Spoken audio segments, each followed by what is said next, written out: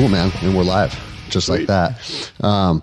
Like I said, right when you walked in, I like to just kind of, for guests that I haven't met before or that I don't know, I like to kind of just go into this blind. So you walked in 3 minutes ago, we got some waters, and now we're going to get to know each other. And I think that gives the show a more authentic feel, gives the listeners more of an understanding of where you come from and what you're about. And so what I like to do, and I don't even know, are you a listener of the show? Is that how you? Yeah, I've heard, I started listening a couple months ago, and I probably heard, I don't know, half a dozen episodes at least. Okay, cool. So then you might know how I do it. Then I just like to give my guests, kind of give them the floor, give a little background, who you are, where you came from, what you're doing. And we just kind of let the show go organically from there and just have fun with it. Sweet. Cool. So yeah, I grew up in Michigan, was actually homeschooled my whole life, and then went to a small Christian college where I met my wife in Virginia. Spent 5 or 6 years after school as a government contractor there in Virginia. Really wanted to get into law enforcement. Applied to some local stuff, applied to some out-of-state stuff, and also to the feds. And then in 2015, I started my current job with CBP. Okay. Out of DHS. Mm-hmm. And so I've been up on the northern border for the past 6.5 years with CBP. Done some interesting stuff and been on some teams and stuff, and gotten a lot of cool training. And I like the job, but it's not like I don't wrap myself up. Like my identity is not, I'm a cop, and that's the only thing that I am. Yeah. And so that's part of what I wanted to come here and talk about is like all these people who are getting threatened with losing their jobs over this stuff. People need to realize that it's not just state and locals, like all of these federal employees who are looking at, whether it be termination or discipline or whatever, like we're citizens of the U.S. too, just like everybody else, and we have the same rights, and we ought to be afforded the same thought. And before, people just start laying a bunch of people off. It's interesting how, I wasn't crazy like wacko conspiracy theorists a couple years ago, but the longer this stuff goes, the more you have to ask yourself, where is this coming from?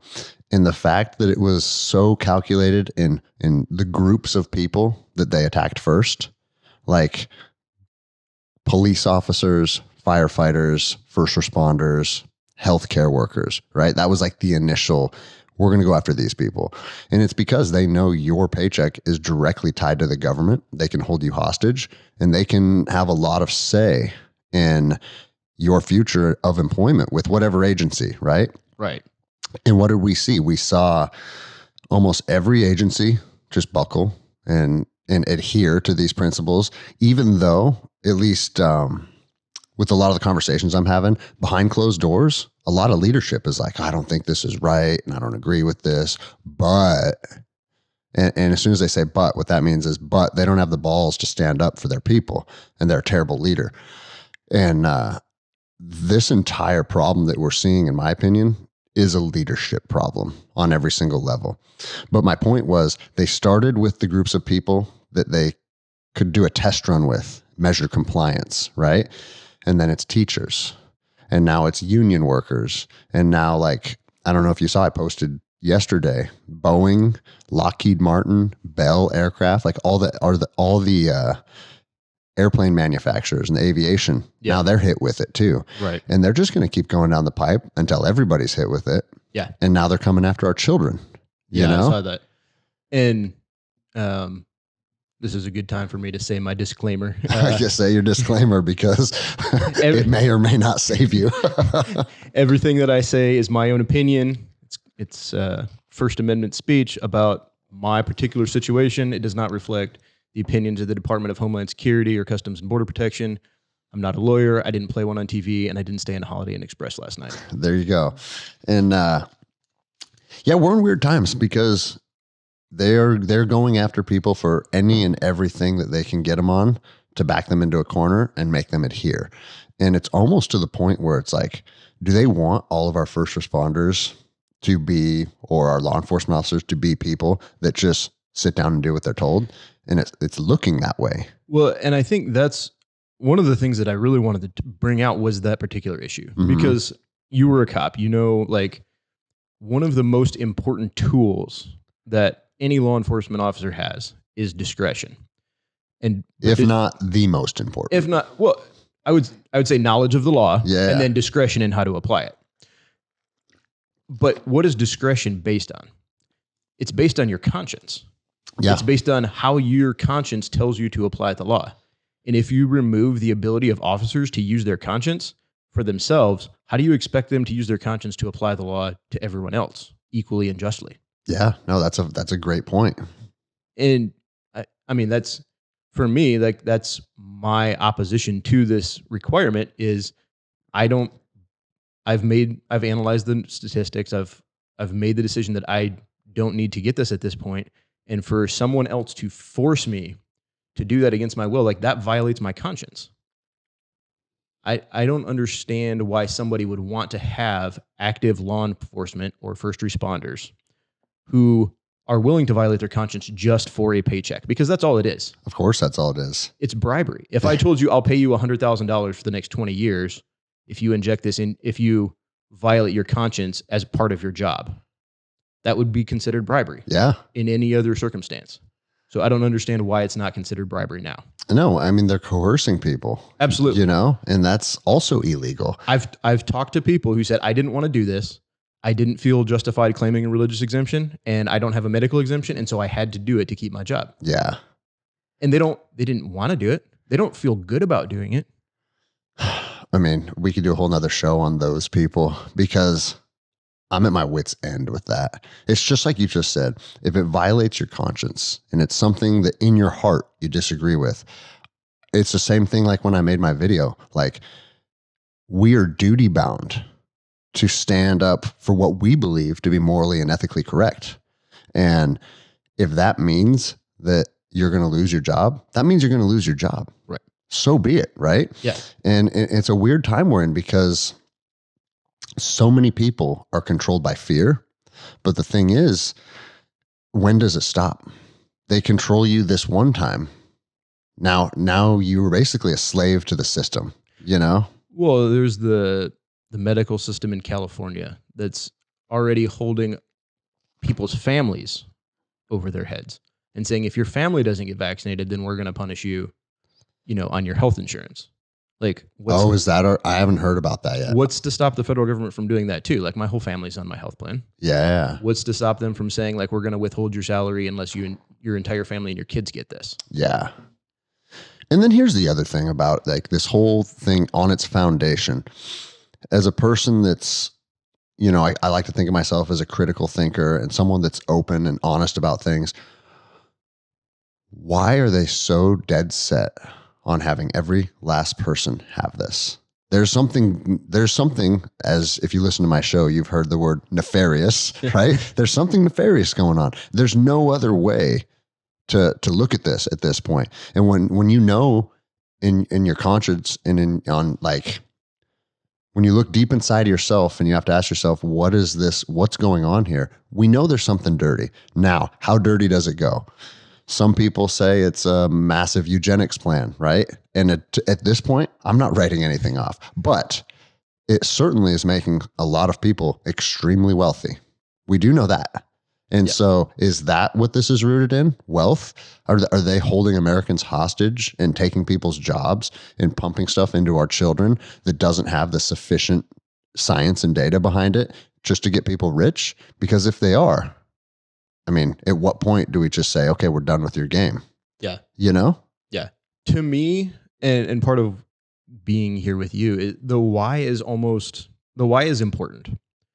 But I think the conversation just needs to be focused on, is this legal? Like, should we be doing this? Should people be supporting this? Because ultimately, I think the real issue that I've seen from a lot of my coworkers is that the people who don't want to do it feel alone.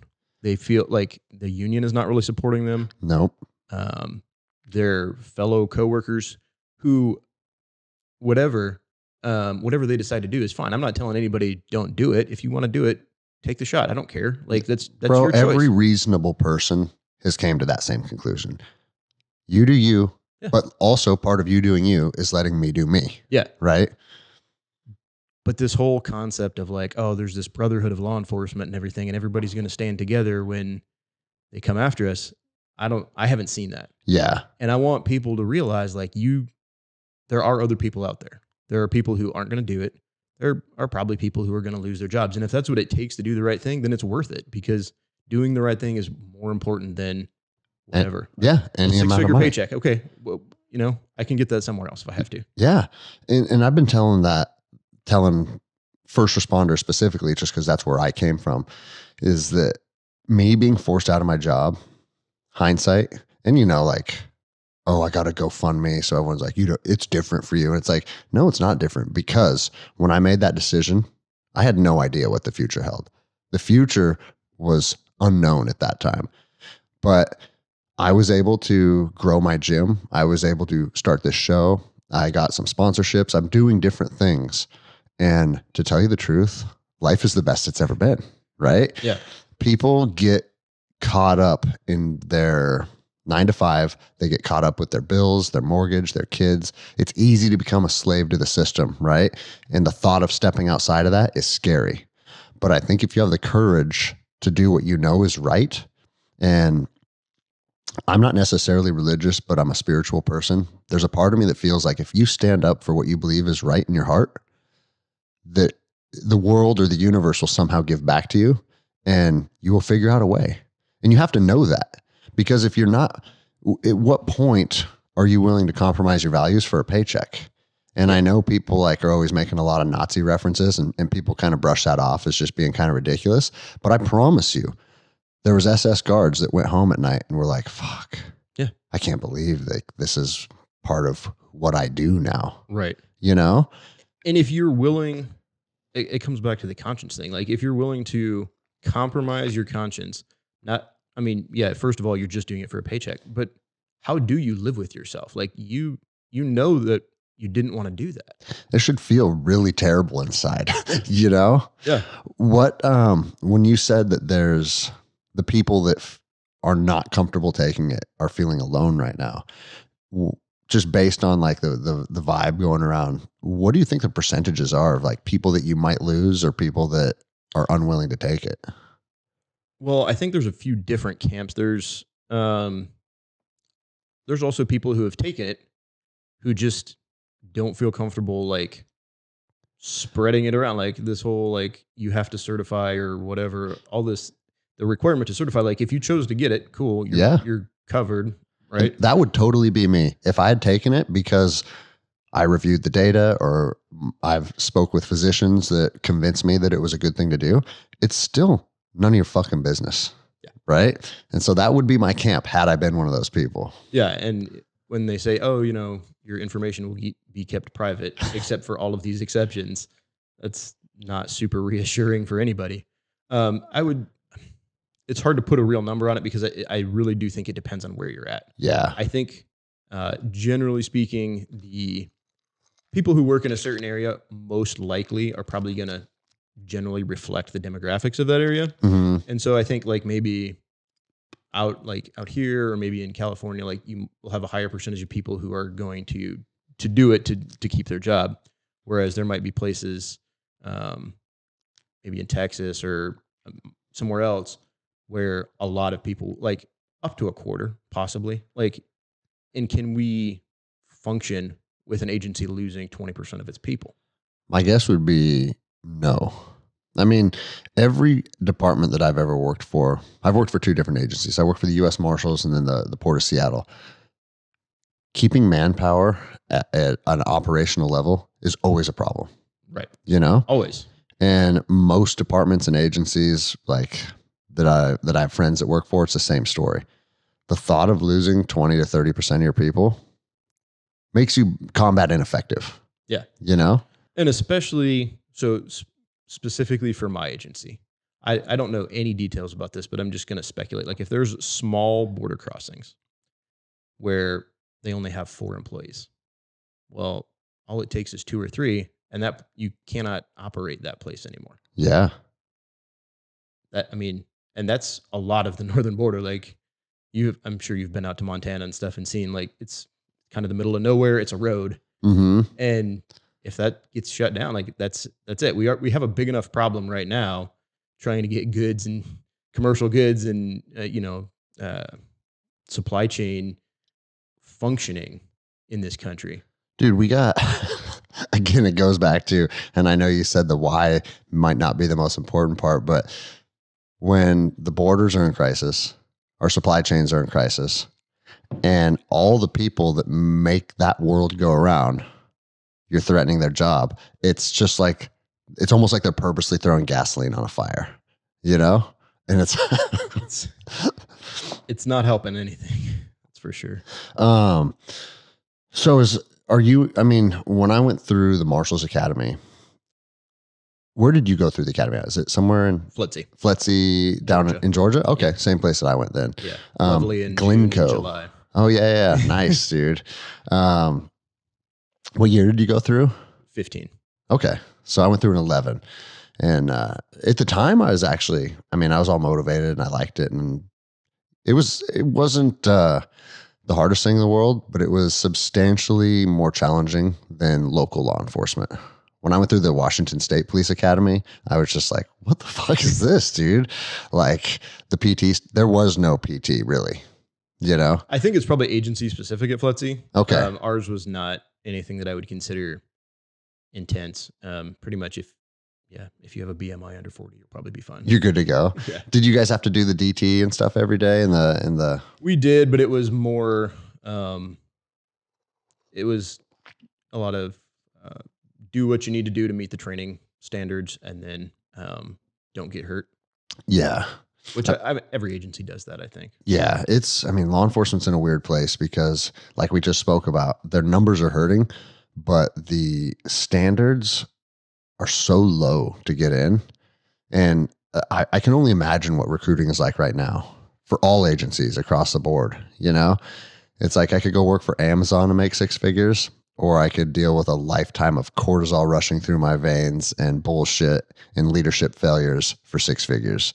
You know, it's like, and, potentially getting punched out of nowhere or shot at or what have you. Yeah. Not working I'll willingly admit, like my personal job is extremely low risk. Like people don't take shots at us really. But again, you signed that dotted line to work for this agency. They just happen to send you to a location where it's not high threat, right?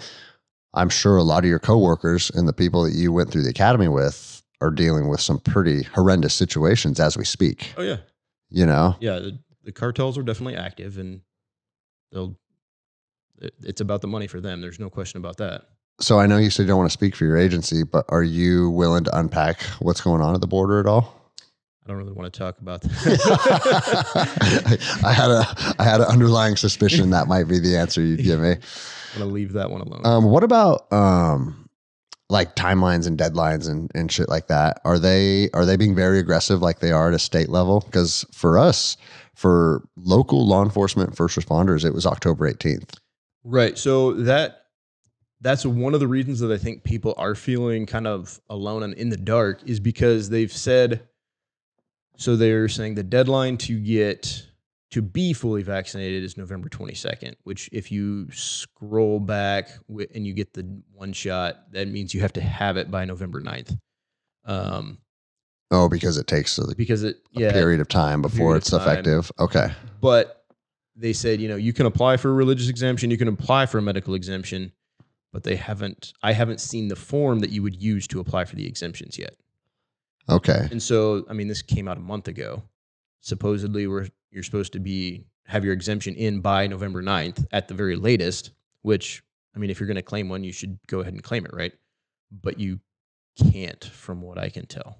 And so it's more just kind of lip service. They're almost acting like they're giving you guys some options, but it doesn't sound like that is going to come to fruition. From an officer perspective, it feels like it's being slow played so that you feel the pressure to just do it instead of trying to put an exemption in at the last minute. Yeah. Because if you only have, 3 days to do an exemption and you need a doctor to sign it, or you need, a priest or someone to sign it, you might not feel like you're going to have that opportunity. The religious exemption is the most fucking crazy thing I've ever heard in my entire life, right? Because this is how asinine this sounds to me, is that, there's tons of different faiths in the world. There's tons of different religions. Whatever you choose to worship or whatever your God is, cool, right? But because you decide that this God over here in this book that supports your religion has some scripture that says, that articulates why you shouldn't put that in your body.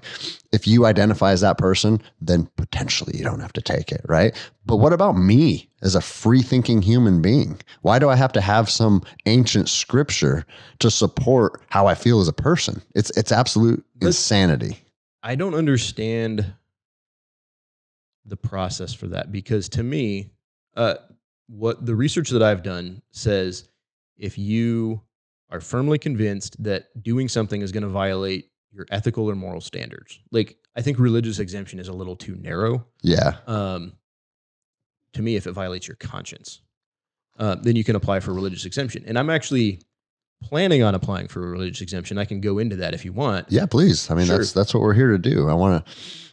So, because also not only is it like, I like hearing people's stories, but for people that listen to this show, we have tons of people that are facing this process right now that don't know what to do. So the more people's stories they can hear and tools that they can potentially use, that's what this is all about. Yeah. So for me, I'm a Christian. I've been in the same church since we moved here, and I'm actually on the board of elders for the church. Elders? Yes. How old are you? 34. Wait, 30, 33. Okay. I lose track. Yeah. But for me, so I believe that man is created in the image of God. Mhm. And that means that has implications on our physical body, but it also has application to our free will. And so when I make a decision about a medical procedure for my body, like, that's a decision that God has given me the ability to make. Mhm. And for me to allow someone else to dictate a decision for me that violates the decision I've made, that violates my conscience. And that is causing me to sin because I've made a decision. Now, does that mean my decision was necessarily correct? I don't know, but I'm doing it in good conscience. Yes. And so that's literally basically the substance of my religious objection is I've made a decision in good conscience. And there's an aspect too that, from what I can tell, each of the vaccine alternatives or whatever that you have the choice to take if you choose uses aborted fetal cells. And that's no longer conspiracy theory. No, Pfizer came out and acknowledged that. Right. Whether it's in the actual vaccine itself or in the testing process. But to develop their vaccine, aborted fetal tissue was utilized, period. Right. And that, knowing that, also violates my conscience. Yeah.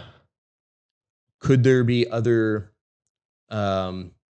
substances, like, could I be wearing clothing that was somehow tested at some point on fetal tissue? If I don't know about that, that's not violating my conscience. But I do know about that. Yeah. And so to require me to violate my conscience in that way by supporting something that I believe is morally wrong, like, that's also causing me to sin. And I don't understand how, when I submit this religious exemption, somebody else thinks that they have the ability to come and say, well, how religious is this exemption? How firmly do you actually believe this? How long have you held that belief? For them to say, like, any of those things to me. Because that's your heart. Right. Yeah. And it, quite frankly, like, even if they say, like, oh, it doesn't seem like you've held that belief very long. Like, you haven't gotten like, you got the tetanus shot 3 years ago.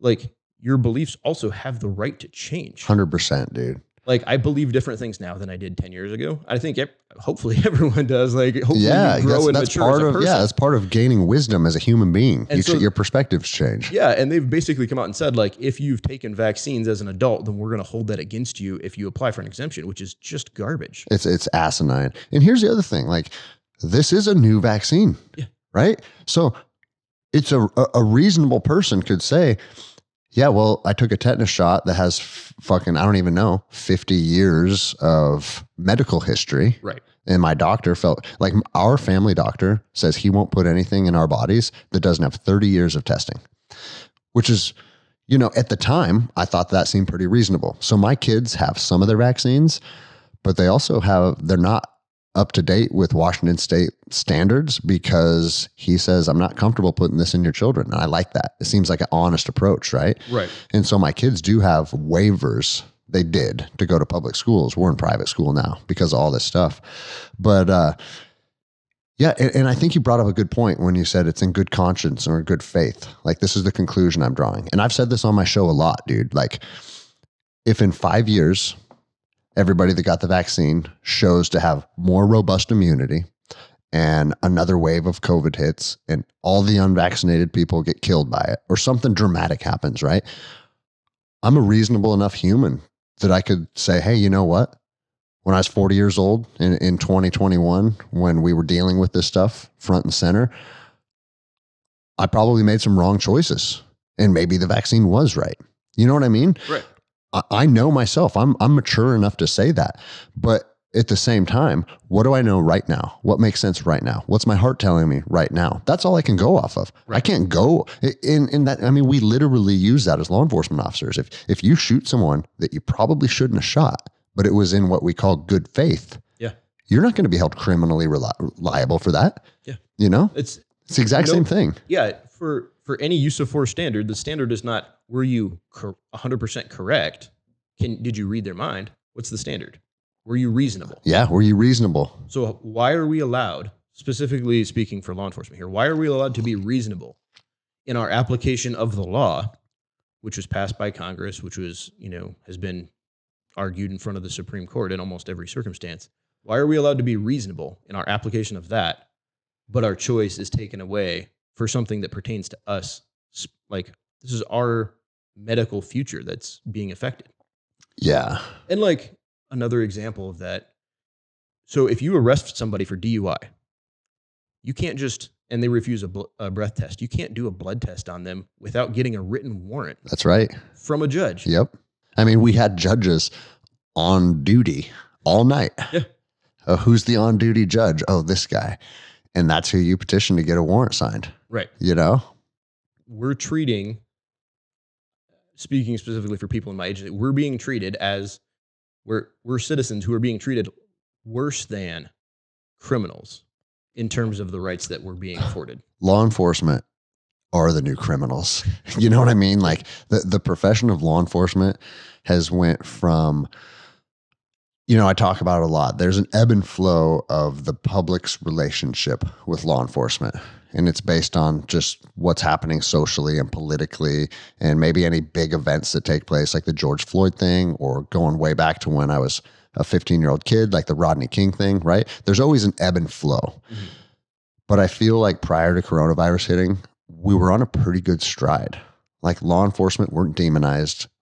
Everybody didn't think of law enforcement as pieces of shit. Like, any reasonable person knows you need law and order in a society to make it function in the way that we like to make our society function. If you enjoy going to the park with your kids, going to the store and going and doing jiu-jitsu in the morning, you have to have law and order. Because if you don't, all that shit's out the door, period. Like, I've lived in third world shitholes without law and order, and I'm here to tell you firsthand, you can't do anything without having it be a literal combat operation, And so I feel like people have forgot or kind of turned away from that pride in our law enforcement officers. And it was manipulated by the media, and it was calculated. The whole George Floyd thing, it's like one fucking dude put his knee on a guy's neck. That's it. You know what I mean? Like, that one guy made a bad decision, and the system worked in that case. Oh, yeah. Yeah. He's in jail. Right. That's what I tell people all the time. You're absolutely outraged about what happened. He got prosecuted for murder. Yeah. So what else do you want to happen? Accountability. Yeah. He's in a cage right now. Yeah. And how long is he in a cage for? I don't remember what he got. 25, I thought. Okay. So yeah. It's a long time. 25 fucking years. Yeah. So, okay. The system also agrees that cops behaving in a bad manner is not something that they support. Right. But no, it doesn't matter what's reasonable, or it doesn't matter what the facts are. They show shit on TV, they get people spun up, and now there's people writing ACAB everywhere, and like, everybody hates cops again. And so this is why I tell a lot of people that are law enforcement officers, like, I wouldn't be part of this profession for 10 fucking minutes, because it used to be where like the citizens supported us and then our chain of command where, I mean, that's a fluid situation. Some chain of commands are very strong. Some are very weak. Some flip flop, like, but overall, I feel like cops weren't getting hung out to dry left and right. And we did have like, uh, what's the word I'm looking for? It's right on the tip of my tongue. Qualified immunity.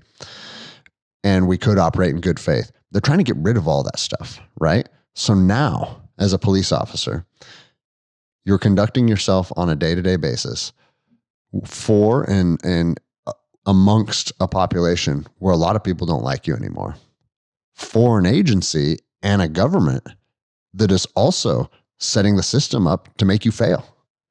And it's like, you know as well as I do, like you just said, like your agency, your current position is relatively safe, right? Sure.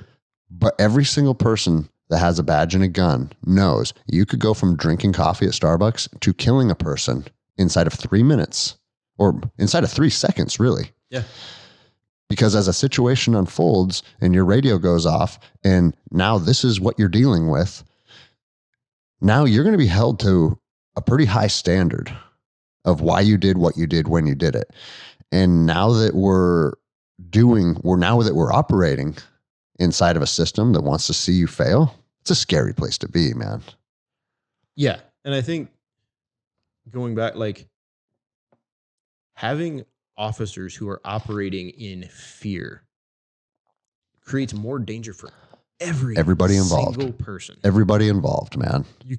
You can't operate that. I mean, like, just in terms of like from the health perspective for the officers of an agency, like if you're stressed, if you're, not getting good sleep, everybody gets crappy sleep. You work whatever jacked up schedule. Shift work kills you. Yeah. Period. It's horrible. But then to go in and wonder, like, what if this person files a complaint because they don't like the way I said whatever when I'm doing my job? Like, what if this person, I'm not worried that, nobody's worried where I work that somebody's going to like pull out an Uzi. Yeah. But they're worried that they're going to get a complaint filed on them because they made the wrong joke or just said something. Yeah, it's a weird spot to be. And like, think about that. Like, do you guys have to wear cameras or are the feds not doing that yet? We don't have to wear cameras because where we work, there's cameras everywhere. Anyway. Okay. Yeah. Because I know the U.S. Marshals are looking at going into cameras and it's just like, oh no, it's for your protection. No, motherfucker, it's not for my protection. It's to scrutinize every last little detail. And I'm not necessarily saying that cops don't need scrutiny and cops don't need to be accountable, but it's just like every single aspect of your life is under scrutiny now. I mean, I know you're not affected by it being with the feds, but Washington State, they've been going back and forth on wanting access to your private emails and your private Facebook messages and Instagram messages. And it's like, have you guys lost your fucking minds? Like, this is a job. Yeah. All right. You think if I worked for Amazon that I'd let Jeff Bezos look through my private emails, And it's like, it's none of your fucking business. What do they think they're going to find?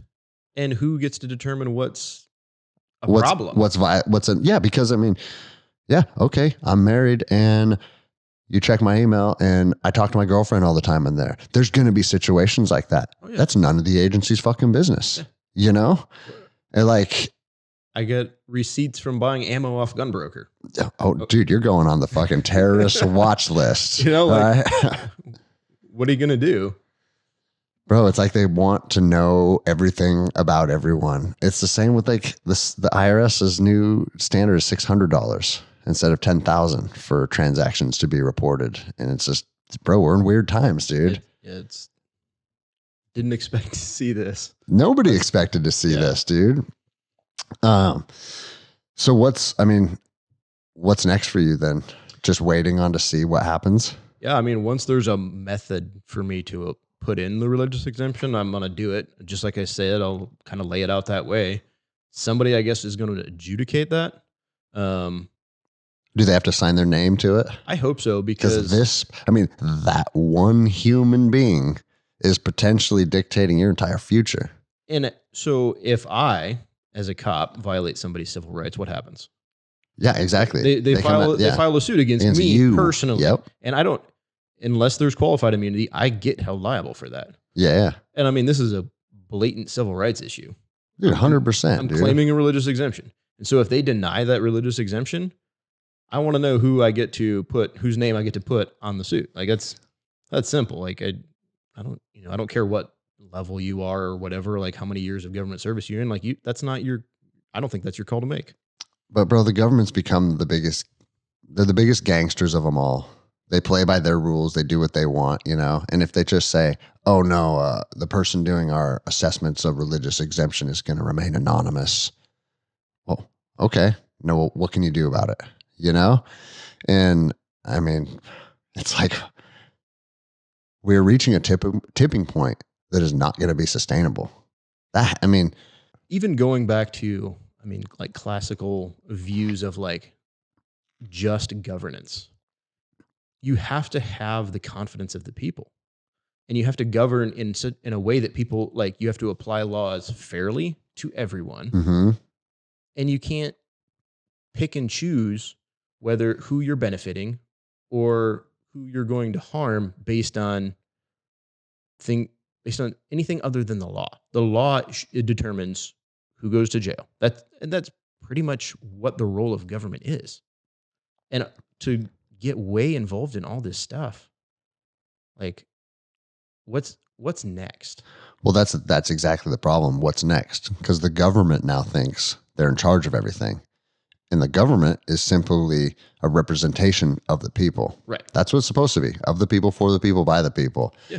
Not we tell the people what to do. It's we, the people. Right. And the government is the people. Like, I don't think that I'm better than anybody else just because I get paid by the government. Like, I think the bizarre, government, dude. I think the government is the people at the level below DC.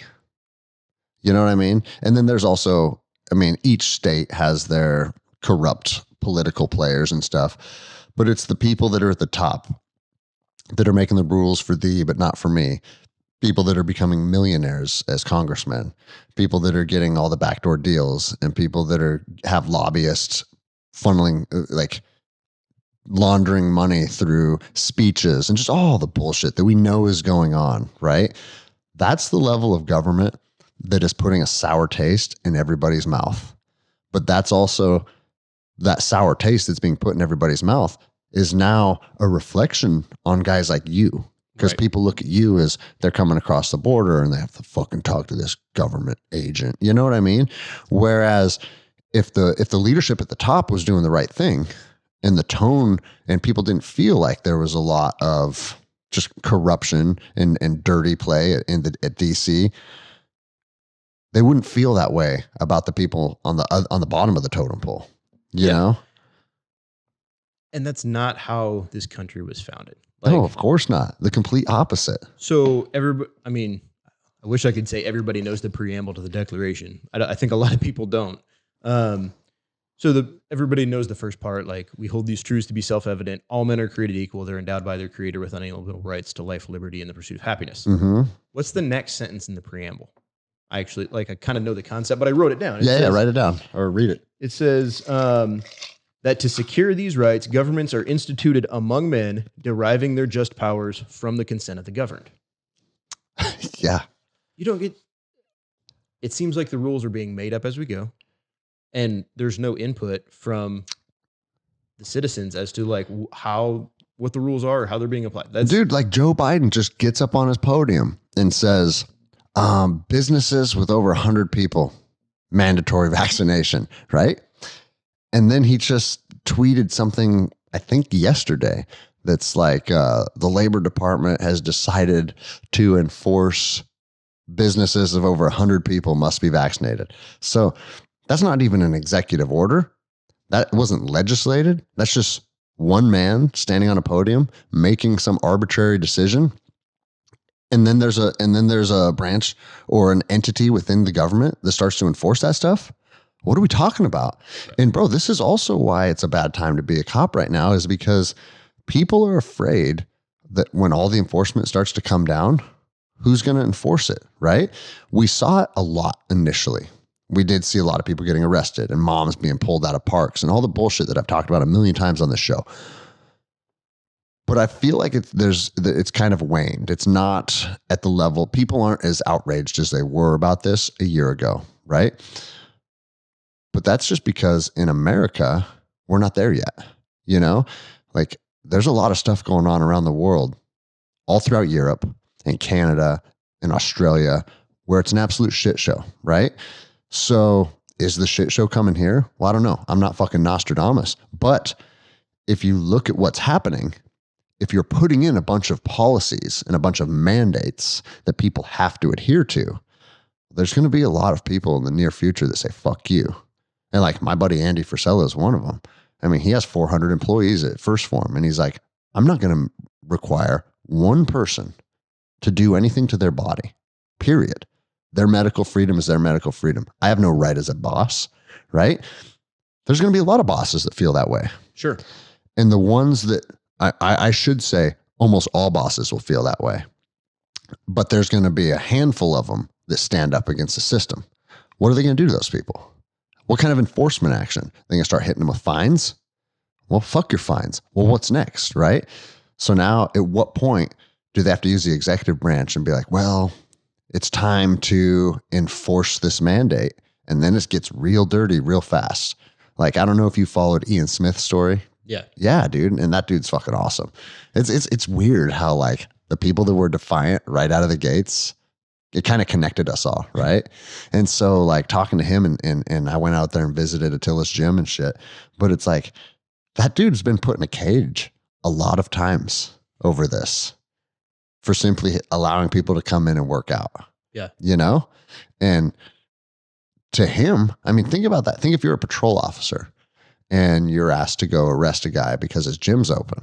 It goes back to what you said. Should that violate your conscience? I think that it should. Yeah. But my conscience isn't your conscience, right?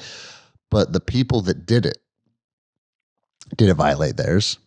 Because if it did, they're the ones that are in the wrong. Right. That's the time to use what you were speaking of the discretion, you know? And there's been too many videos where officers are like sympathizing with the people. They're like, I don't want to be doing this to you, but this is my job and this is what I have to do. And it's like, you're not gaining credibility with that statement. You're losing credibility. Right. You would be better off saying, hey, I'm going to fucking be a henchman for the U.S. government. I've agreed that they pay my salary and I don't give a fuck about your rights. So watch this. Like, I'd respect that more, you know? Well, and you know, you were talking earlier about public perception and whether people trust the cops or not. Like, if they feel like, oh, they don't actually even believe the stuff they're doing, they're just doing it for a paycheck. How are we going to have any credibility with anything that we do? Like, we can, regardless of what we're doing is legally supported or not. Yeah, no, 100%, dude. Like, your actions need to be congruent with your heart for everybody. Yeah. Not just police officers, but it's important for police officers. Dude, I got a funny story on that. I have one of my best friends is a ER physician, and the cops got in this high-speed chase, and the guy's car rolled. And this is in Washington last weekend. And so I didn't think we were supposed to chase guys anymore. But obviously there are circumstances where you're allowed to pursue. So maybe those were met. But regardless, the dude's really fucked up. And they wheel him into the ER, and tattooed right down his arm, it says, "I'll never stop for cops." Right? And so the cop looks at that and he kind of chuckles with my buddy. And my buddy goes, you know what though? Like, regardless, like that guy or not, that's his heart. And he fucking stood by and his behavior reflected what he said he would do. He's like, so you got to kind of respect it, right? And I was like, yeah, even though he's a fucking gangbanging thug, bro, I don't care where you're at, what side of the fence you're on, what your morals are. Like, say what you mean what you say, and be who you are. And if people will do that, it actually makes everything a lot easier, because now I can navigate through this world. And if I know you're someone that I can't align with, well, roger that. That makes it very simple, right? But when people are speaking out of both sides of their mouth, and trying to play the game and trying to bend the rules, that's where the waters get muddy. That's where it's hard to know where you stand with people and where you stand with things. And bro, that's our entire government right now. Our entire government is doing that. They're bending the lines. They're speaking out of both sides of their mouth. I think that's what's been the hardest thing for me personally is like, I respect a lot of these guys that I work with. Mm-hmm. And it seems like this has been so divisive to say, like, if you think it's wrong, say you think it's wrong, and then do something. Like, do something. Because a lot of people have been like, yeah, I think it's wrong. Okay.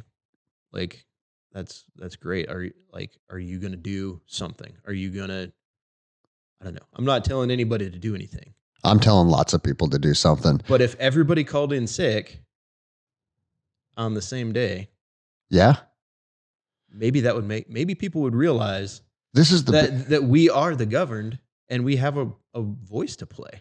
This is the biggest fucking problem with this entire situation is that the people have lost sight that they hold the power. You hold the power.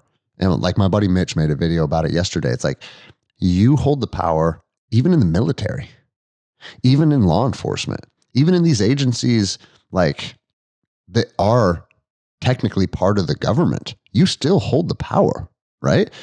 Let alone the private sector, like fucking Boeing telling people what they have to put in their body.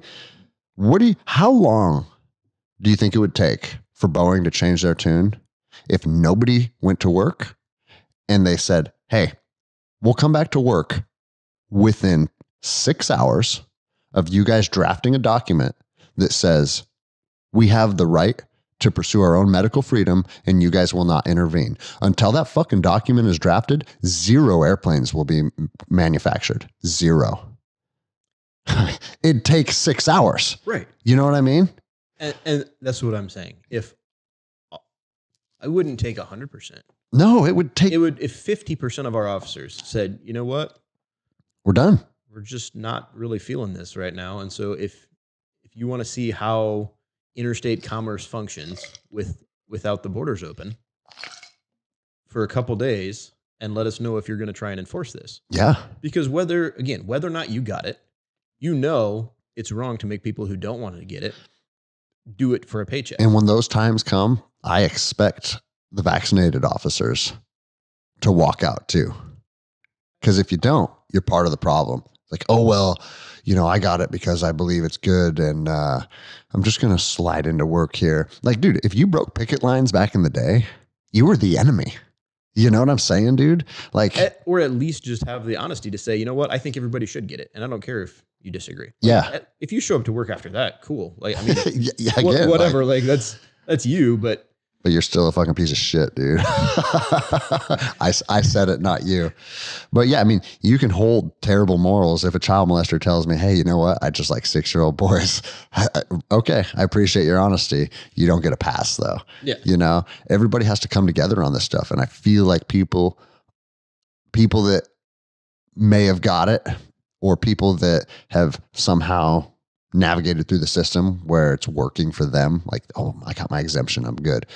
No, you have to stand up. If there's one person that's being shit on that you think is morally unjust, everyone needs to rally behind that person, like, but dude, I don't even know, like part of me thinks like this is in the private sector, it would change things in 5 minutes because money drives everything. Right. But I'm wondering, like, again, going down rabbit holes, for our law enforcement agencies, do they want to see everything implode? I'm to the point where I'm starting to wonder, because I don't know if you follow Seattle PD's story, but I'm going to have a Seattle PD officer on. I think we're going to record tomorrow. And it's, they're looking at losing, they have 800 sworn officers. They're looking at losing 200. Out of a requirement of 1,100 to be fully staffed. Yeah. They're looking at losing up to 200. And then the 200 that get pulled from patrol, the plan is to backfill them with people from special crimes units and detectives. Except here's what they're not saying to the public. Because I talked to a guy about this who's with the agency right now. 70% of people in special crimes and detectives right now are over 20 years. They're one bad day away from walking. And so what do you think's going to happen if they pull all those guys back to patrol? They're going to be like, I'm out. I'm done. Like, just out of curiosity, are they going to be busting down any sergeants or lieutenants to have them go out on? I don't know. But here's the other thing. You pull all the guys out of special crimes. Are homicides and rapes no longer investigated? Like, dude, his words, not mine. Seattle is going to fucking burn. It's already burning, but it's going to become exponentially worse. There's been more homicides in 2021 than all of 2020. So, like, there is a spike in violence. We are now the property crime capital of the nation. And that's because it's just nothing gets prosecuted. Drugs are running rampant and we're not doing anything about it. So getting rid of law enforcement, that's the thing, man. It's like you and I are sitting here having a conversation. We're both reasonable people. We can articulate the thoughts that are going through our heads. Are you telling me all the people on the city council and the mayor, they can't be dumb people? They have to see with their own eyes what's going on. They have to see that the city has exponentially gotten worse over the last 4 years based on the policies that they're implementing. So they look at that, they see it, they know it, but then they keep making it worse. So at what point do we go, okay, this is just bad policy, to this is calculated bad policy? And I don't know the answer to that, dude, but that's where I'm at now. There's no way. I mean, you probably stay as far away from Seattle as possible, right? Yeah, I mean, I'd go downtown when I have to, but it's not a fun place to visit for me, you know? Yeah, I like it. I'm not going to talk about like specifically about any leadership or whatever, but like they're from the officer perspective, we just want support. We just want to feel like we show up and we do our jobs. And as long as we're within the lanes, that we're going to, people are going to have our back. I don't think that's too much to ask. I don't know when it became too much to ask. Dude, I think everybody's in the fight right now to the point where they're wondering who's going to have their back. Yeah. You know, like literally every one of my friends outside of myself, because now I'm a small business owner that I do whatever the fuck I want and it's freedom. And I recommend that to everybody. And I got another buddy that owns his own real estate company, also freedom, right? Almost every other one of my friends, electricians, metal fabricators, physicians, even my buddy that's a chiropractor. To be a chiropractor in the state of Washington, you have to hold a medical license through the state. They're telling them they're going to revoke it. And it's like, I could go down the list of almost everybody I know that is rapidly approaching the point where do what we say or we're going to take away your livelihood. And so you guys are just, it's no longer like, hey, support your first responders. Everybody's like, well, fuck, we're all in this together. Right. We're all fucked right now. Yeah. You know? I know someone very close who's active duty Navy. Mm-hmm. He was on the Comfort in New York during like the peak of, when New York was getting hammered for 6 weeks. And then they're telling him he's got to do it or he could face up to a dishonorable discharge. Dishonorable. He's 25 years old. He's put himself through nursing school. You're going to give him a felony for the rest of his life over this? Like, and bro, think about that. And he's not alone. There's probably a couple 100,000 folks across the branches who are in the same boat. That's a Navy joke. Dude, 48% of special forces, not special operations, but special forces specifically, meaning the Green Berets, right, are not vaccinated. That just came out. 48%. Yeah. So, I mean, are you guys going to get rid of literally half of your Green Berets? Are you going to get rid of half of your Army Rangers, half of your Navy SEALs? and just go down the line. Go from your special operations right into your conventional roles, right? Our military. I mean, I heard that there was 12 F-18 pilots that resigned from one squadron, right? 12. Bro, what does it take? And I don't know. But they talk about, like, when I was with the Ranger Regiment, they used to talk about how much time and money that the government invested into each Ranger. And it's like, we're just walking around in the woods with a compass. You know what I mean? Right. Like, how much time and money did they invest in each one of those pilots to fly the most sophisticated aircraft that the world has ever known? Yeah. Oh, fuck them. They're expendable too. Again, bro. I mean, you're gonna backfill Green Berets with 3 years of a pipeline? Like, come on. Exactly, dude. And so, again, it makes me come to the same conclusion. It's like, if you're willing to just let your military's combat effectiveness be cut in half over something that, and I don't know the statistics, but how many active duty military members have died from COVID? It's almost statistically insignificant. Right. And so to take something that is the data shows is statistically insignificant and destroy your fighting, the best fighting force that the world has ever known, fucking calculated, dude. Like, I don't know. It's either nefarious or it's incompetence on a level that doesn't even seem fathomable. Either way, what are we going to do about it? You know what I mean? Like, if our military becomes combat ineffective, and this is what, like, people need to pick up a fucking history book, because I'm not a doomsday prepper. I'm not saying like the world's coming to an end. I'm not saying China's going to come attack us. But if you don't think people exploit each other's weaknesses and take up opportunities, that's what human beings have been doing since the beginning of time.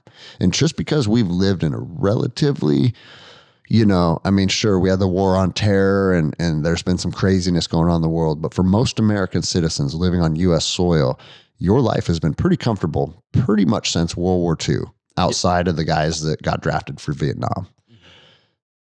That is not an accurate depiction of the human experience.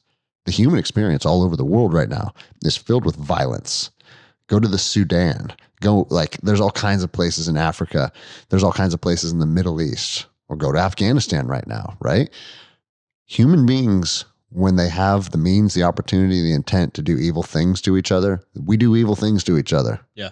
And that's the human experience. If you don't think that could arrive on your doorstep in one form or another, you're not honest with yourself, man.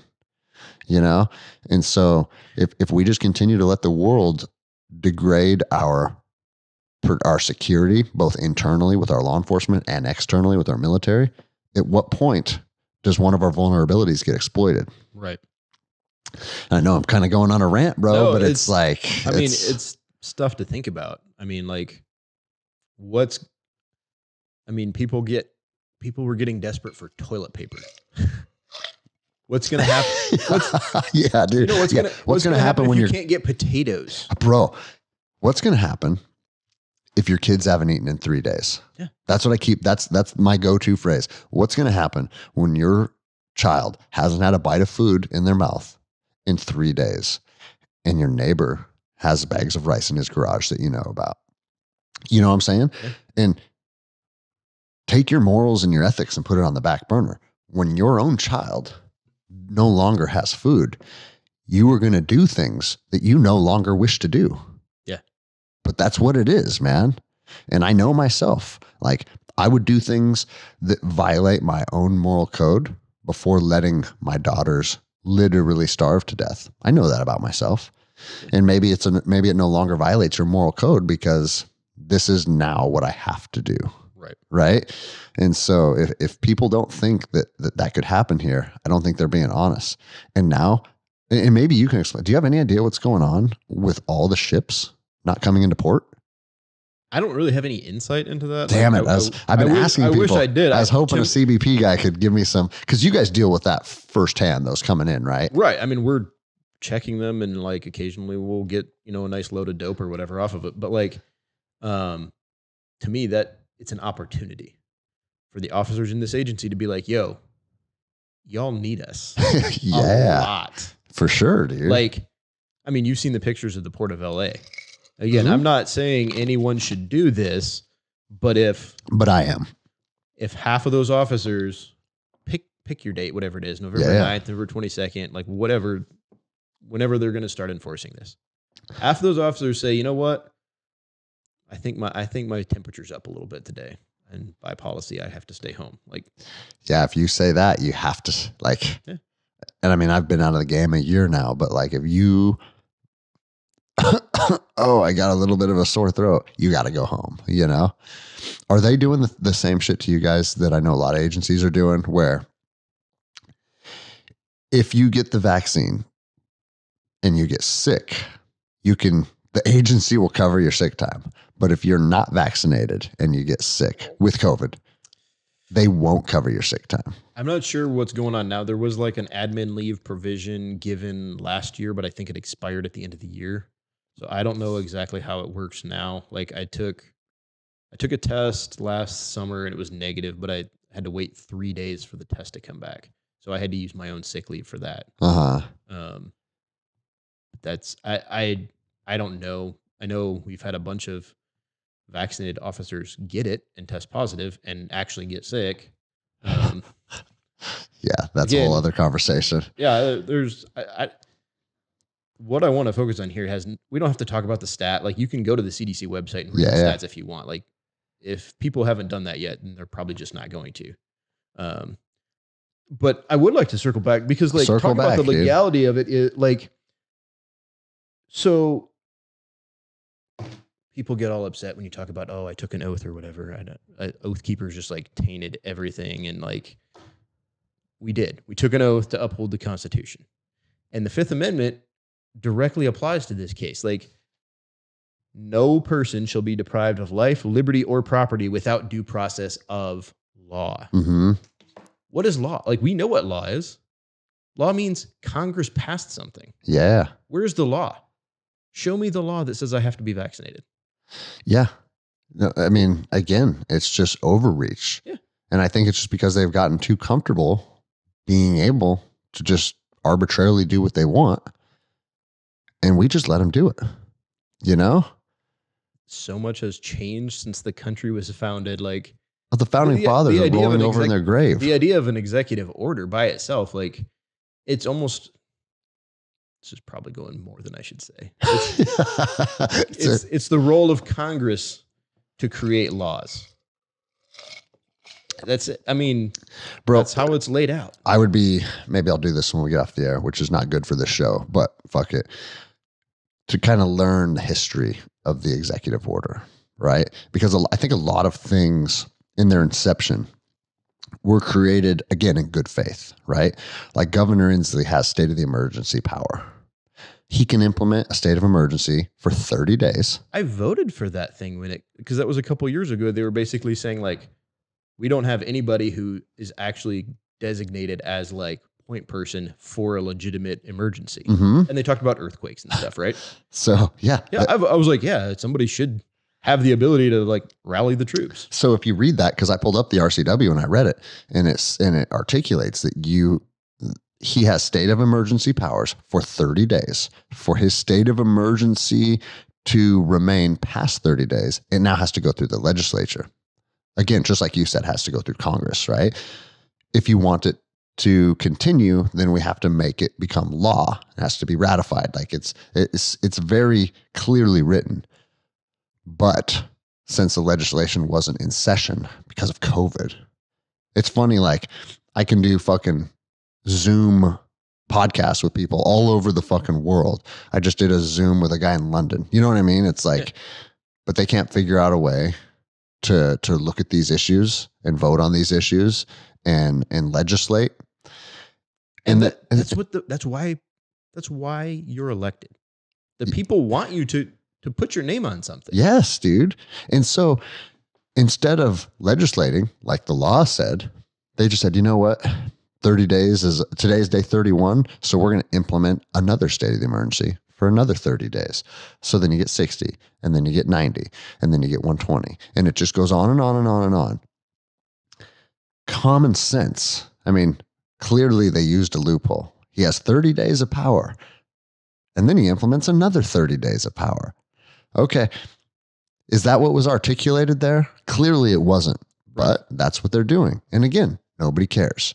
I mean, a lot of people care, but nothing's being done about it. And that dude's just doing whatever he wants. And it's the same thing on the federal level, you know? So yeah, that's my homework for a day. I want to learn about the history of the executive order. Yeah. Because I have seen, like, you know, you see those little fucking memes or whatever, but it's like, it seems like every president starts to issue more and more and more, where it used to be like a one-off thing. Hey, something extremely important came up and we need to take care of this. So, and it's probably time sensitive. We don't have time to legislate, and I need to do this. No, now it's like every little thing. Just if Congress gets gridlocked and doesn't pass something, it's probably not important. I mean, like, it probably shouldn't be passed because there's obviously people that are important. People, or maybe it is important, but clearly people are divided on it. Right. And if people are divided on it, maybe they need to ruminate on it a little more, and maybe it needs to be looked at a little more and legislated further. Yeah. Find a better middle ground. Yeah, exactly. You know? Yeah. But middle ground, that's a foregone conclusion here. You know? It's hard to even fathom right now. I really appreciated, I don't remember who it was you had a couple weeks ago, from the Washington Civil Rights Council. Like, I thought she had some really good stuff. So her name's Erin, but she only gave her first name because she's like, for whatever reason, people come after us hard. I'm surprised their website, or the website they're borrowing, still works. So, bro, a little funny story about that episode. That episode is what got me banned from YouTube. Like, our episode will go up on Rumble because that's who I'm using now, right? So I got a notification that said, you got a strike because for promoting medical misinformation. And dude, anything that she talked about, she articulated it very well. And she even said, there was a couple times when she's like, this isn't my wheelhouse. Like, this isn't really something that I'm an expert in. This is just my opinion. Right. Right. And I don't even remember specifically what it was, but it's like, if she wants to take ivermectin, she can talk about wanting to take ivermectin. Right. Sure. So, but they didn't say what exactly it was. But she told me, I said, hey, I texted her, I said, your episode with me got me banned from YouTube. And she laughed and she goes, I knew it would. She goes, the internet always comes after us. But here's why. When I sit with one of my buddies like Mitch and we vent about stuff and we're mad about stuff, that can be fun listening for a listener, and people get fired up and they like feeling that energy. But it's not necessarily solution-based conversation. It's venting about the current situation. Just calling out the crap. Yeah. I don't think that YouTube gives a shit about that, because it's like, okay, these guys, this is causing outrage. This is actually good for our algorithms, you know? But her whole episode was a solution-based conversation. She's like, go to this website. We have lawyers. We have flyers that state this. You can hang them in your windows. You can let people from the Department of Health know that it's trespass, that they're no longer welcome at your facility, and go down the list, right?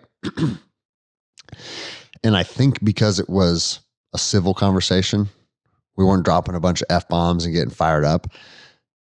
They're like, that actually could empower people. Get that off the air right now. And so, yeah, that got banned. I got a YouTube strike. They said, if I get one more strike, my channel will be completely erased.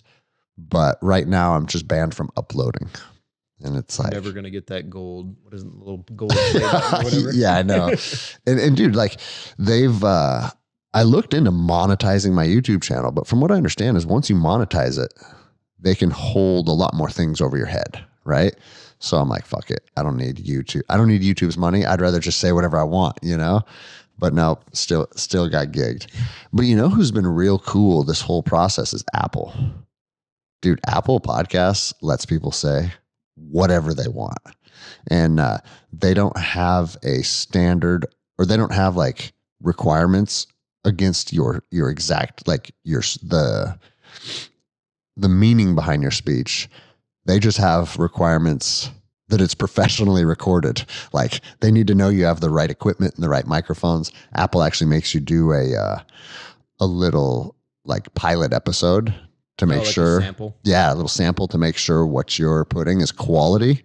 And then once you get approval, it's go time, dude. Nice. But that's how it should be, right? Oh yeah. And I mean, even if someone is a fucking Nazi and they're spreading hate speech, hey, if that person wants to talk about that shit, I don't really care. You go talk about the shit you want to talk about, you know? People should be able to recognize and just, yeah, okay, turn it off. Like it's. Well, I mean, the First Amendment's pretty clear is that your freedom of speech is protected other than things that could potentially incite violence or incite fucking outrage, like actually cause problems, like the fire in a theater thing. Right. You know what I mean? Yeah. If you say, we should go kill so-and-so, you're going to get arrested for that. Yeah. Which, okay. Yeah. That's the way it should be. You should be arrested for that. Like, so you did your first day of jiu-jitsu today. I did. Tell me about that, dude. Well, let me preface it with this. You trained with the Parker brothers. Zeb is my morning coach. He's an awesome black belt. Big dude. Yeah. And they do. Who's his brother? Zeke? Zane. Zeb and Zane. They both have long hair. Maybe they weren't there. Both weren't there today. I think I just met Zeb. Okay. But anyways, they come from a judo background. And because of that, they do warm-ups for like 45 minutes. And some people like it, some people don't. But I always tell my team, is like, my flavor of jiu-jitsu and Zeb's flavor of jiu-jitsu are very different. Go to both classes, see what you like. Maybe you like both. Cross-train, do whatever you want, But yeah, let's hear about it. It was fun. I had a good time. I do enjoy the fact that it's like mixed backgrounds and mixed experience, because I think that's a great way to learn, is like you jump in the deep end, fake it till you make it on some of the stuff. But like, at least you're participating at a level where you're going to gain something. Yeah. It was a good warm up. I got warm and we did some techniques, and then like the sparring, I remember at the academy, we had to do like the fight for your life. And I thought that was kind of a joke because it was like 3 minutes. Yeah. And like, there's a couple guys, but I'm a big dude. So like, if a 5'9" guy like tries to jump on my back, is whatever for 3 minutes. Sure. But like, it was intense. Like we did several rounds of sparring, and by the end I was gassed, man. Like I try to take care of myself, but I'm not doing like that high intensity stuff for like duration like that. And yeah. It's just what I want to do. I mean, like, I wish if you can move it closer to my house, that would be great. Yeah, bro, I'll open up a second facility. Well, and also like, even if you're a big CrossFit guy or you're like into HIIT training, grappling and fighting is different. Yeah. It's different. And it's different because not only is there the physical aspect of it, but there's an emotional aspect of it too. You can get frustrated. You can get like, if you have some guy on top of you and you can't breathe, you can get anxious. These are emotions that you feel while you're exercising. Most people, if you're doing deadlifts, it's like, yes, it can be physically exhausting, but you're not feeling like fear, anxiety, and those type of things. And because it's like an emotional roller coaster, also a physical roller coaster, it exhausts your body in a way that nothing else does, dude. Yeah. And that's what I like about any kind of, when we do get to like go a little harder at our DT training and stuff, like at least you don't know what they're going to do. Yeah. Like not into the future. Like sometimes you can sense like, oh, they're going to go this way or that. But like having the interactive part against an actual person really taxes you in a way that you can't replicate with like a treadmill or a exercise bike or any of that stuff. 100%. Somebody else gets a vote. Yeah. and how your workout's going to go. Oh, you want to go that way? No, you don't. No, you're not going that way. Yeah. It would be like if you're doing CrossFit and you're doing burpees and then someone just throws a kettlebell at you, you know, like, no, you're swinging this and now you're doing this and now you're doing this, because you have to exert yourself in a manner that is dealing with the problems that are coming at you. And sometimes, and that's what I talk about a lot with jiu-jitsu, energy management is key.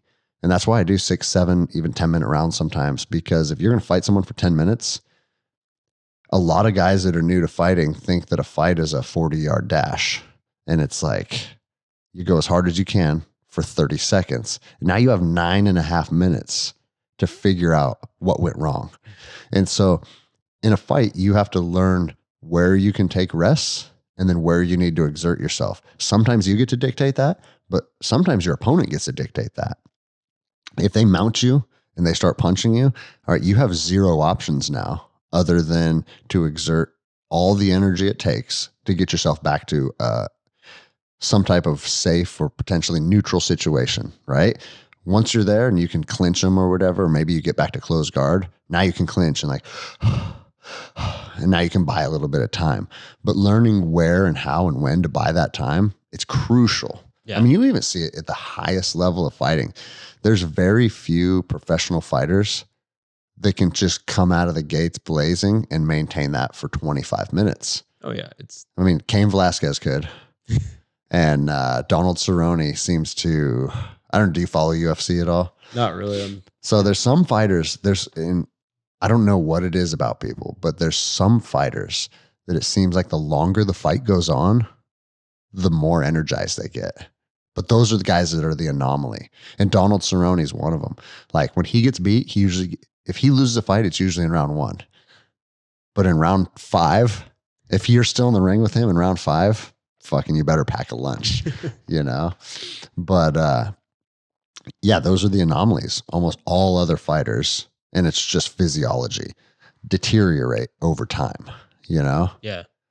Do you ever read or watch any documentaries about ultramarathon runners? You ever went down that rabbit hole?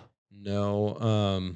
No, right now I actually just finished a book about, I don't know if you've read it, The Comfort Crisis. I have not, but I already like the name of it. It's pretty rad. What I've been doing, I'm going to add it while you're talking right now. Yeah. So my fitness plan for this year has been to ruck every day, like not a long distance, but at least a mile, 1.5 miles, sometimes 3, sometimes 5. But anyway, so through that, like I saw this book and it talks a little bit about rucking, but it's mostly just about like,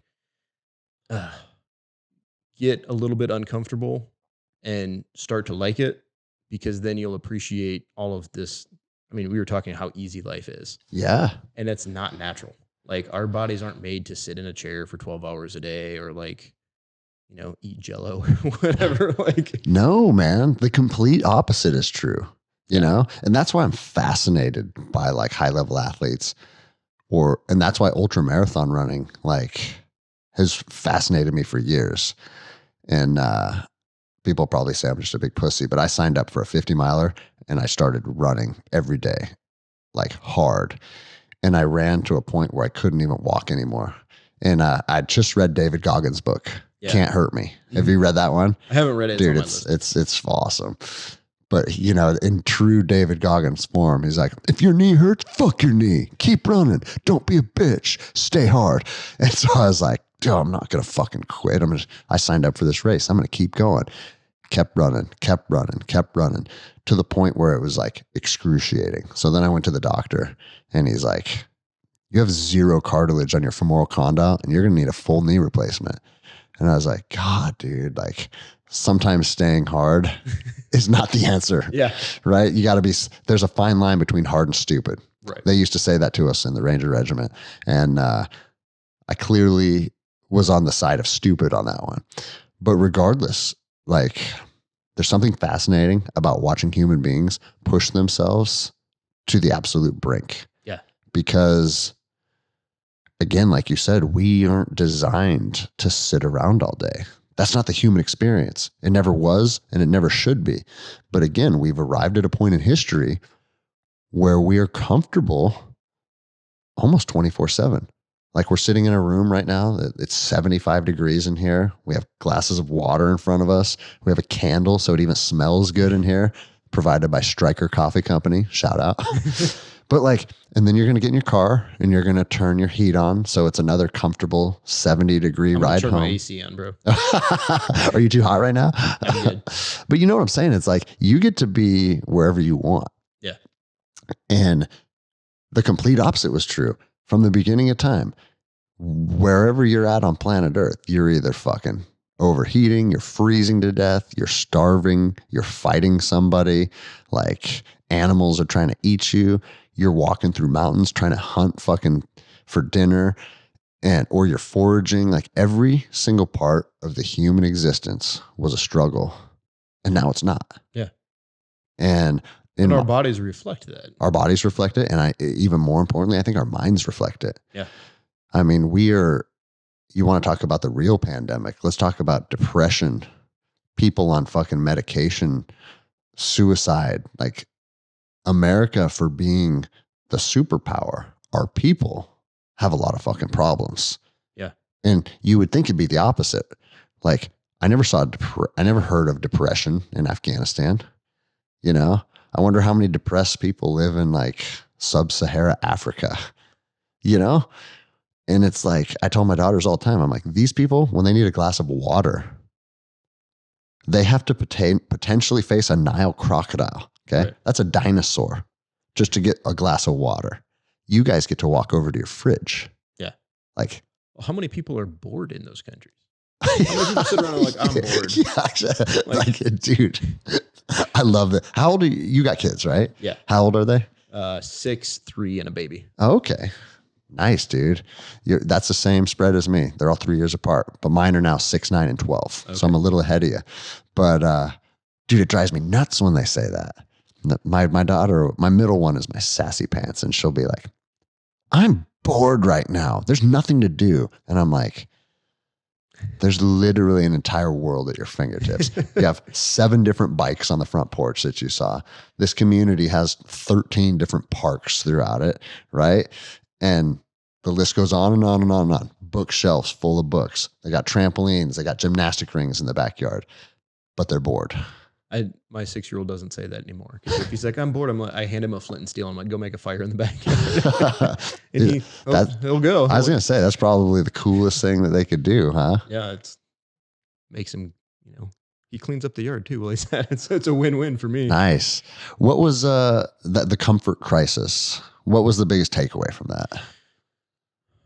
I would say it is like find ways to push your boundaries. I mean, he covers a whole bunch of stuff. He talks about diet. He talks about exercise. He talks about like just getting out and like detect. I don't know if that's a word, but like I like that. Getting rid of your tech. Detech yourself. Yeah. Basically like, untech yourself and go like away for, I think his number was like 72 hours, and it like literally does a brain reset. But basically just find a thing that you wouldn't do in like your normal day to day. Go do it, and it makes you a better person. Are you a hunter or outdoorsman or any of that kind of stuff? I used to be. I hunted a lot growing up, but since we've moved, I haven't really had the opportunity out here to hunt. And it's just, hunting was super convenient when I grew up because like we went 10 minutes to a farm and you hunted. Here you got to like drive and scout, and hunting here's hard. Yeah, it's work. Like I tell people, like, I don't consider myself a hunter yet. I've been hunting a fair amount of times, but I've never killed anything outside of birds. But I can't find a deer to save my life, dude. Yeah. I haven't been bear hunting, but I am an avid hiker. I've climbed a lot of mountains around here. But then I started thinking because I'm very good with a rifle, and that's just a byproduct of some of the positions I held as a ranger and then also as a contractor. So I was like, okay, I can fucking shoot well. Hunting is going to be easy. And then I realized shooting is a very small aspect of hunting. Yeah. And then I'm thinking, it's like, man, I've hiked all over Washington State. I mean, I crossed the Cascades on foot from Concrete. You know where that's at? Yeah. And I walked all the way to Lake Chelan. Dang. And I've done a lot of cool stuff like that. And I can count on my hand how many times I've seen a bear. you know? Yeah. And the same thing, like with deer, like, sure. I mean, you run into them here and there, but not enough to where, all right, I'm going to go get one today. Right. You know, but I do see deer shit everywhere. So, they're out there, but that just means that finding them is a different skill set. Right. And so, yeah. And most of the deer by us are tame and live in town. And good. That makes easy target then. They live in your backyard, essentially. Yeah. But my whole point in asking you that is because, like you said in that book, 72 hours away from everybody is a reset. And dude, even like I climbed Mount Olympus this last summer and I was there for about 3 days, no phone, no tech. And there's just something that feels like primal about it. Yeah. Like our bodies want to connect with what they used to be, but for whatever reason, we're drawn to this. Yeah. And for those just listening, I'm pointing at my phone. And dude, I'm the worst. And I justify it now because it's like, well, Instagram is now part of my livelihood because I put sponsors out there and that kind of stuff, right? But dude, you'll check your screen time and you're at 7 hours sometimes in a day. It's like that constant endorphin drip and you're just like, hit the button all the time. It has to be, it's probably worse for us than we know. I think so. And I don't know anybody who won't say like, oh yeah, I probably spend too much time on my phone. Yeah, no, you're right. But I'm almost like, all right, well, it's about time for a flip phone, like the nav is nice, I guess, having the maps. Yeah, I like that. But I don't even honestly, like, texting is kind of a pain to me. Like, if you have more than 2 things to say, just call me. But bro, even the map thing, like I like navigation. Like walking through the woods with a map and a compass is something that was instilled in me as a young private. And to this day, it's like I enjoy understanding where I'm at. Yeah. This generation of kids, they have no fucking idea where they're at. They literally, to go up the street. I'm the blue arrow. Yeah. To go up the street in a town they've grown up in, they'll just plug it into their phone. And you ask them like, are you heading north right now? Or are you heading south? No idea. And so it's like, it's more just kind of by default that, I mean, you're 6 years younger than me. So you still grew up probably the last generation that everything wasn't fucking computers and phones and shit. Yeah, I didn't have a cell phone until I was a freshman in college. Yeah, same with me. Like I didn't have a phone until I got out of the military. So I think about that now. I was like, how did I communicate with people, Or I had an atlas in my car. Yeah. And that's how I drove around. I remember doing cross-country trips and just like you'd have to take the time to kind of sit down ahead of time, pre-plan your route. Yep. And then you'd have to kind of figure, okay, at 135 miles, I'm going to have to take a right on highway, whatever. So you watch your odometer. Yeah. And now it's like, okay, this turn should be coming up pretty quick. Oh, did I miss it? Or, you know what I mean? Like it makes you constantly be engaged with your environment. Now, dude, I'll drive to somewhere in fucking Texas and just be like, plug in the address and veg out and go. Yeah. It can't be good for our brains, dude. Just in terms of like,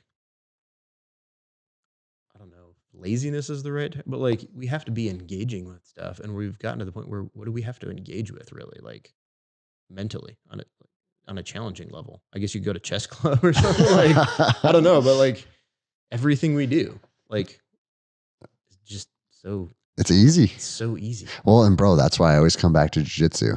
And that's why like jiu-jitsu is one of the biggest topics on this podcast for obvious reasons. I bought off on it. I own an academy. I've invested a huge portion of my life to it, but jiu-jitsu takes you out of everything that's comfortable and it makes you engage the physical and the mental. So for those 90 minutes that you're on the mat, that allows you to really hone in on yourself and your own capabilities and also simultaneously detach from all the bullshit in your life. And that's why, dude, I tell everybody, like no one ever shy of maybe getting hurt, but nobody's ever come to practice. And then at the end of it, been like, fuck, I really regret that. I should have went home and watched Breaking Bad. You know what I mean? Right. Like people instantly feel, yes, this was good for me. I needed this. And like you said, that book says 72 hours, you get a reset. And now I want to go test that, right? But even 90 minutes, you get a partial reset. Right. And the drills are the drills and the warm-up is the warm-up, and you're just kind of like, all right, whatever. But then once you're like putting your hands on people, you're not thinking about anything else. No, dude. It's 100% focus, and like you're assessing yourself and you're assessing them, and that's it. Nope. And that's, again, like anybody that even has the smallest inclination to try jiu-jitsu, go try it. Yeah. Because there's nobody that's tried jiu-jitsu and regretted it. That's just the truth, And it's obviously good for the reasons that it's usually marketed for, self-defense and fitness and that kind of stuff. But for me, jiu-jitsu is it's my mental health tool as well, Yeah, I get that. And I think that you need to have that. And something that I noticed, and like, I don't know, I might be wrong, but I have a pretty good sense. Like, you can tell walking in there, like those are good people. Like you can count on those people. They're not going to screw you over. Yes. And I had a similar experience a couple months ago. Like I took my kid up to a Spartan race out in somewhere out here. It was just like all these people here are working hard to make themselves better. 100%, dude. They're not all like in ultra marathon shape. Some people are there like probably as a challenge to themselves or whatever, but they're working hard. Mm-hmm. They're out there, they're getting some fresh air. They're doing stuff that's hard, but they dedicated themselves to it. Like, I don't know any of y'all, but I'll be happy to be friends with you. Dude, people like being around people that are trying to better themselves and trying to win. Yeah. Right? I think about this a lot. People in your life are doing one of two things. They're building you up or they're tearing you down. Yeah. There's leeches out there that just want and want and want. And they want to take, right? And just like you said, you have a pretty good just sense of awareness, right? You feel people's energy. Right. I think people understand very quickly if the people in the room are there to build them up or tear them down. Yeah. And when you walk into a room, or like you said, your Spartan race, you walk into an event where you're surrounded by not just one or two people that want to build you up, but you feel like you're in a room full of people that want to help you succeed. And then the other side of that is you're giving them the same energy. Yeah. I want to help you succeed. So it's reciprocated. And dude, there's something magical about it. If there would have only been 3 guys up there, it would have been kind of, I don't know, it would have felt different. Yeah. But there's, I don't know, 8 or 10 or whatever. Mm-hmm. Like there's more, I feel like I put more into it just to like, be like, hey, I'm not, a sloth or whatever. Yeah. No, and that's true, man. It's like, it's an accountability thing. Yeah. It's like, and I've tried to do this because like back when I was doing MMA, my coach, Charlie Pearson, used to put us through workouts. And then I would go on days that I wasn't training, I'd go in my like a garage or whatever, and I'd try and do the same workout and hit the same times or the same reps or whatever. I never could. And it's like, why can I perform better when coach is next to me? And it used to be frustrating, but there's something to that. When you have another person sharing the room with you, they give you a little more accountability. Yeah. They give you a little bit of like, just the energy is a little different. You set a little higher standards on yourself, and then you can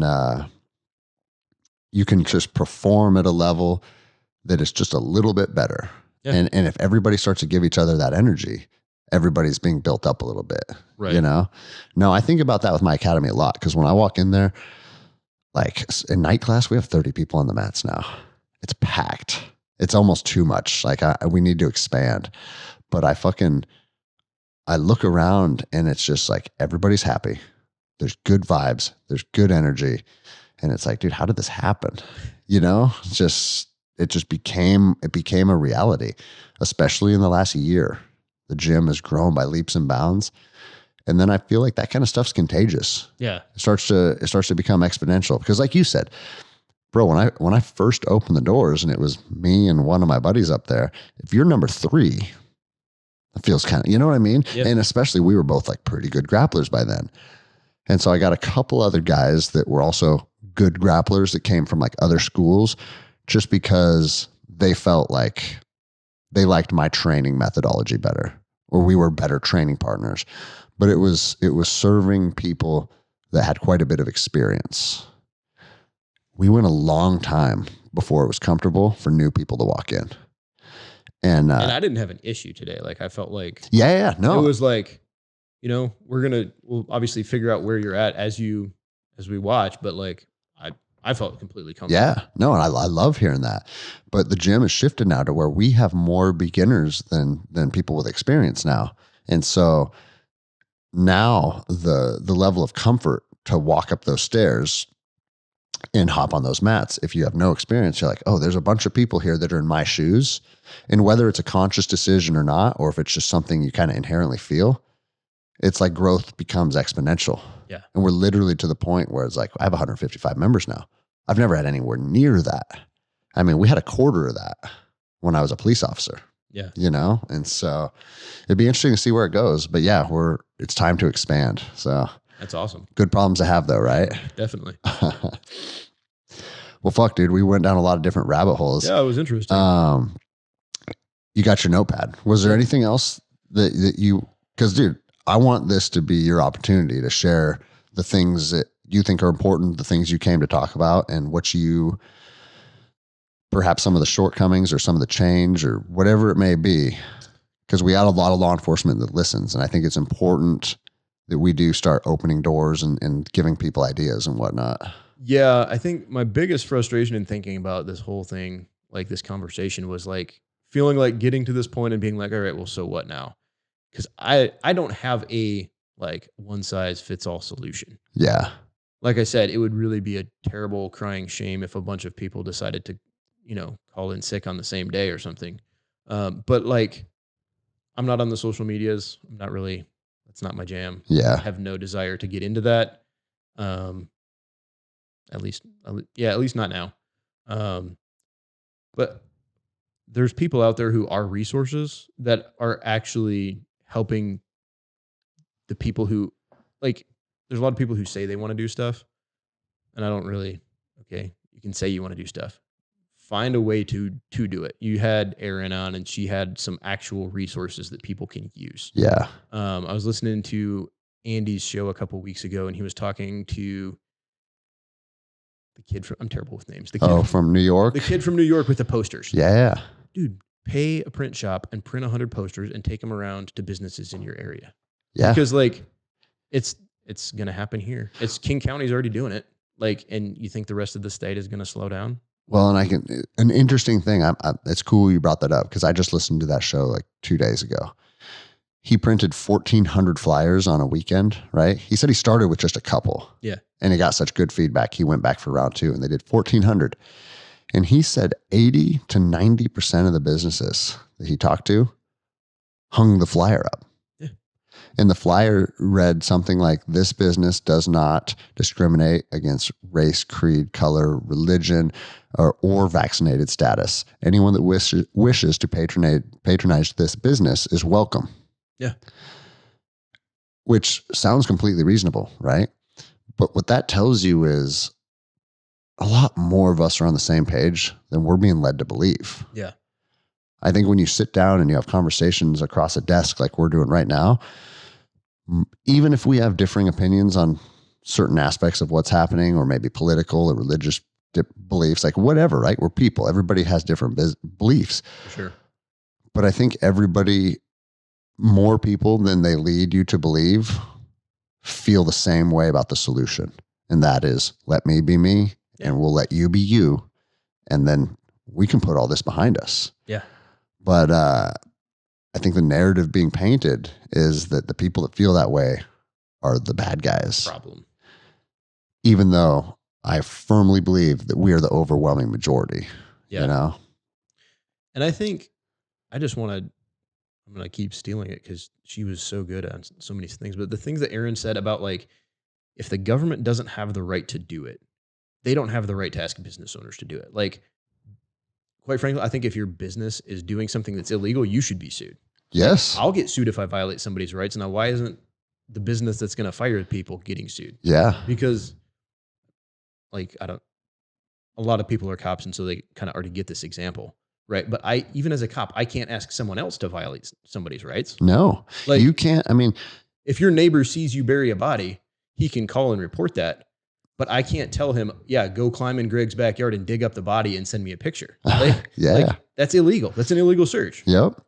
Yeah. And, I think how she articulated is you can't delegate authority you don't hold. Right. And I love that because it's like, again, as a police officer, even authority that you do have, like if you see exigency and you're able to make entry into someone's home, even authority you do have, delegating stuff, it starts to get muddy, right?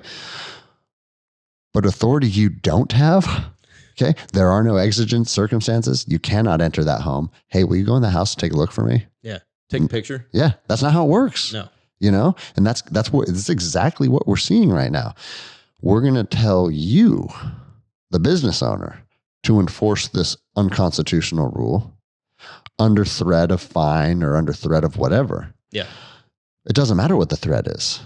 They don't have the authority to delegate what they're delegating. And people are seeing it for what it is, man. I hope so. I go back and forth on social media because social media is a dumpster fire in a lot of ways. But social media has also allowed whistleblowers, Project Veritas. Are you familiar with them? Yeah. And they're blowing the top off a lot of stuff. And they do use Twitter and Instagram to reach a wide audience, Until they're blocked again. They'll get, oh yeah, of course, dude. And then I've also been connected with awesome people, and Andy Frisella, speaking of him, is one of them. Yeah. Like he contacted me, I think within the first day of my video. And we've formed a friendship that's lasted ever since. So there's a lot of good that comes out of it. But it's like, one of my buddies, I forget who he was quoting, but some guru, he's like, it was my episode with Charles Dara, my porn star buddy. People are like, you have a buddy that's a porn star? Again, you do you, I'll do me, right? But he's like, inevitably in this world, you find what you're looking for, right? So if you use a social media platform to get enraged and be mad about stuff, that's how you're going to feel. Or if you use it to find like-minded people, build a network, create friendships, you can do that too. And everything in between, you know? But I think just inherently human beings are drawn to outrage. And so that's where you'll see a thread of 3,000 messages. And bro, a lot of times it's two people just arguing back and forth. Yeah. Like, can you imagine arguing with a stranger over a social media app? Or would you do that? Like, I think that's a whole nother rabbit trail, but like, would you go meet somebody somewhere and say the exact same things to their face? Of course not, dude. Heck no. Like there's no way. There's consequences. Yeah. That is a whole other rabbit trail because our society now lives in a manner that's consequence free. Yeah. And that's a dangerous place to arrive at because if you say things that are insightful or that cause outrage since the beginning of time, you had to potentially confront someone with that outrage. And if you're Brock Lesnar and you can fucking squish them like a bug, then maybe you get to say things a little differently than I may get to say things. And that's called the pecking order. That's not a bad thing. Yeah. But no, now everybody in their basement is Brock Lesnar just saying whatever the fuck they want, Yeah, they need to develop an app that like allows you to link up in real time and have your disagreements face to face. Once you send like more than 2 messages back and forth, like, okay, you have to go meet in person. Yeah, dude. Well, cool, man. I mean, we're at 1:45. I usually wrap up around here, give or take. So I'll give you the last word. If anything else is on your mind, or if you want to keep going, that's basically it. I do wish that I had like a solution. But I'm a person. We're all citizens, and we all have not just our rights, but we all have a responsibility. So think about that. Find a way to stand up for other people's rights. I mean, that's why I took this job. Mm-hmm. It's anytime people are like, "Oh, cops are on a power trip," like whatever. Very few. I'm not really interested in hearing that perspective because I haven't found that to be true overall. I think most people in the profession, I've said it since the beginning, most people in law enforcement are pretty good people. Yeah, I think so. And they recognize the ones who aren't and just do what you can do to not work with them and not let them taint you. Yep, But, absolutely. yeah, that's it. Find something, do something, and don't compromise your convictions. Because what else do you have? Yep, I think that's a good way to end it, man. Do not compromise your convictions, because what else do you have?